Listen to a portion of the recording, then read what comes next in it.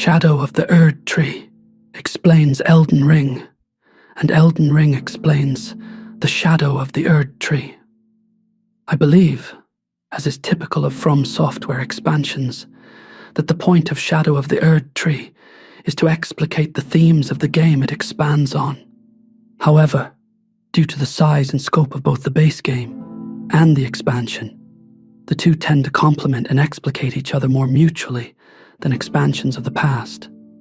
Moreover, I think this becomes especially clear if one compares and contrasts the main plot elements of Shadow of the Erdtree against those of the base game that seem to most closely respond to it, so that the two end up making sense of each other. The story of Miquella is the central narrative of Shadow of the Erdtree.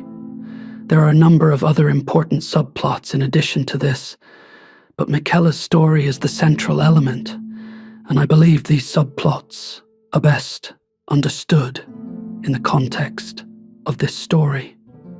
There are, I believe, two narratives in the base game that provide the most insightful parallels to Miquella's story.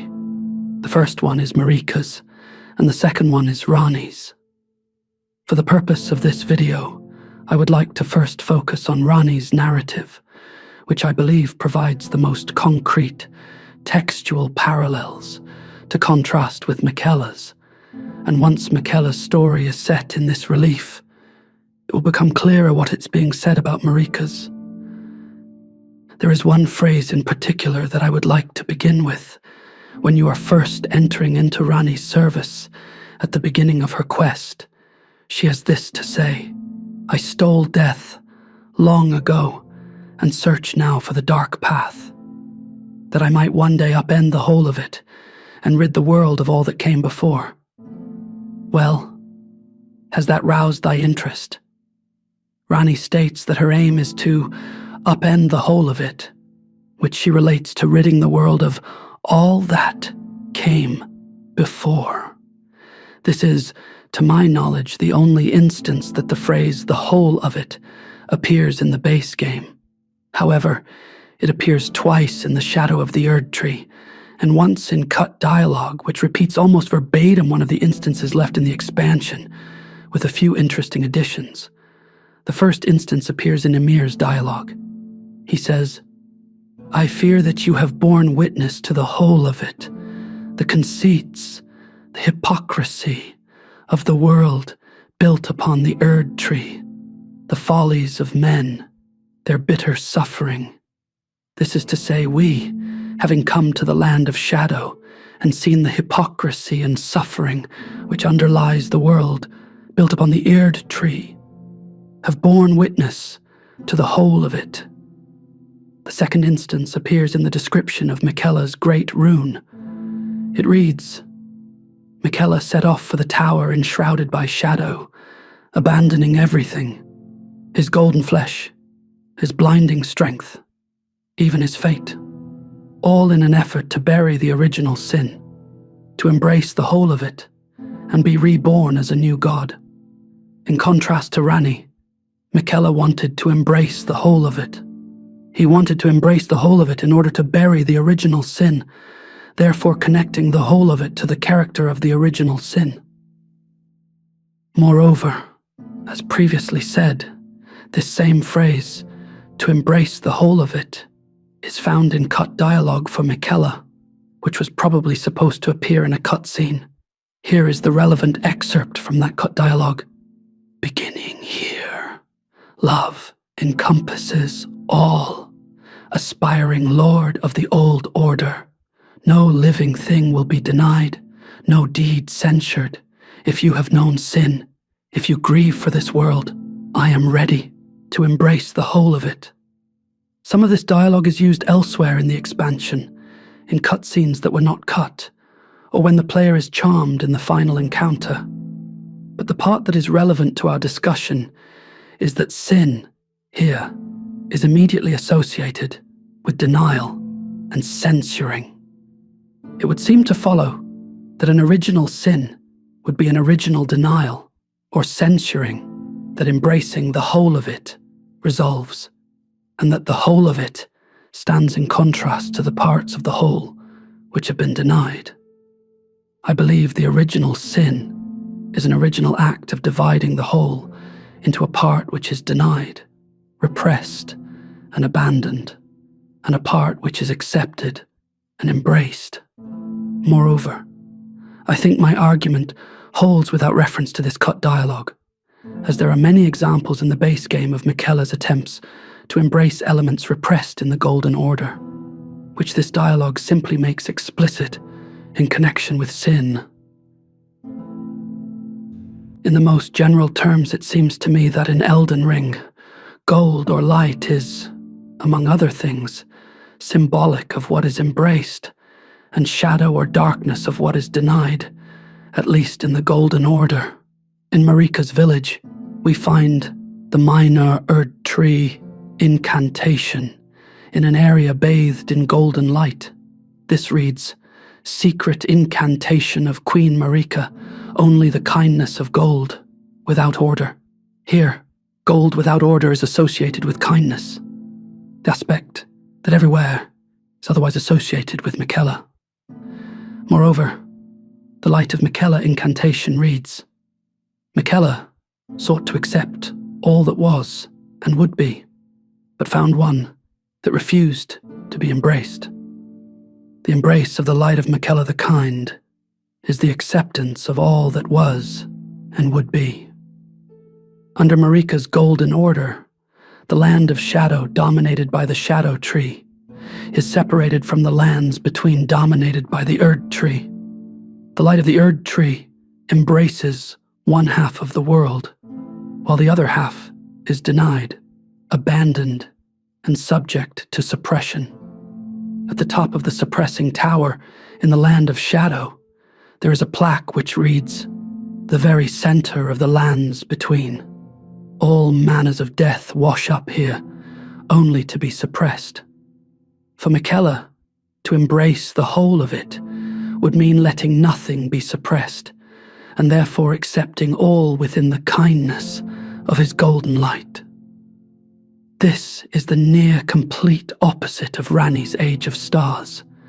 Rather than wishing to embrace the whole of it, Ranni wishes to upend it. Instead of wanting to accept all that was, Ranni wishes to rid the world of all that came before.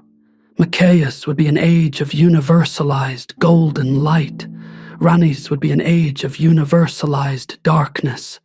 Miquella must discard his doubt and vacillation, as embodied in Saint Trina, along with all his fears, in order to embody this principle of acceptance. Ranni, on the other hand, accepts the fear, doubt, and loneliness of the chill night that encompasses all.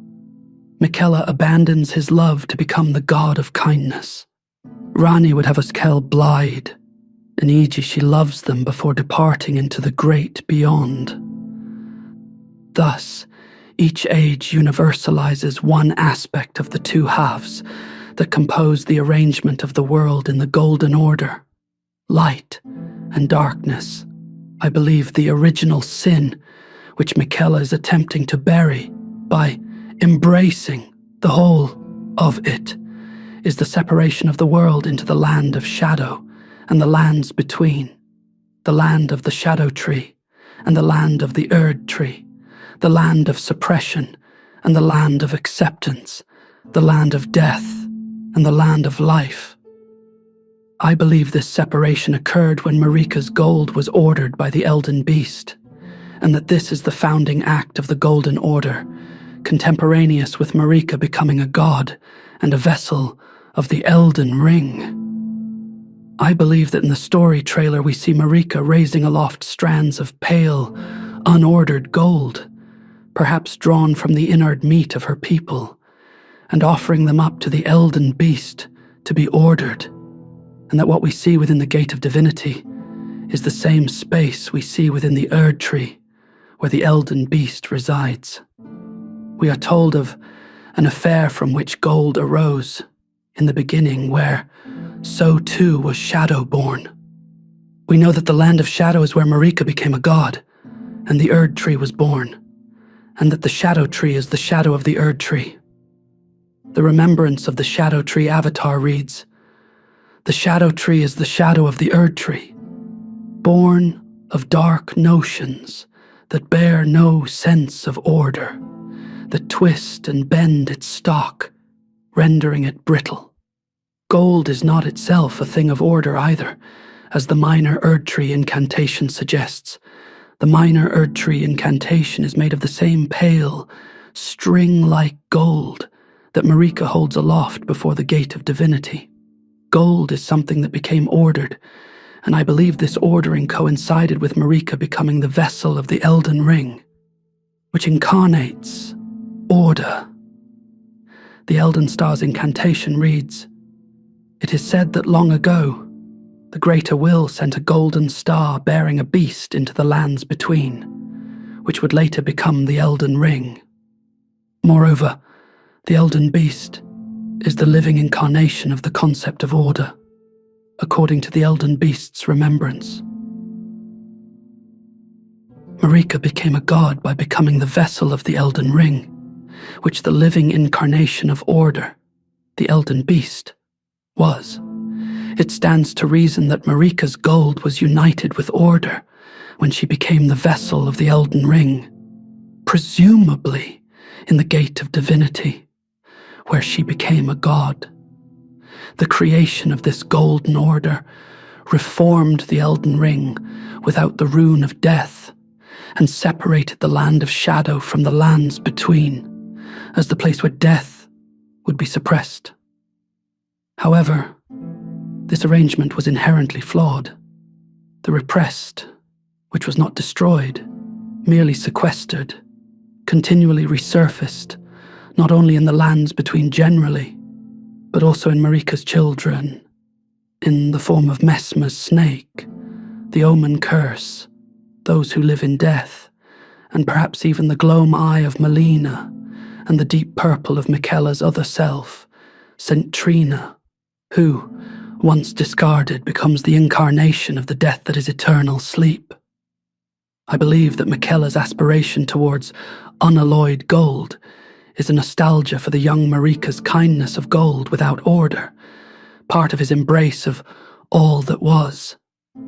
After all, nowhere is Miquella's ascension to godhood associated with the Elden Ring, which, as the incarnation of order, remains within Queen Marika's petrified body.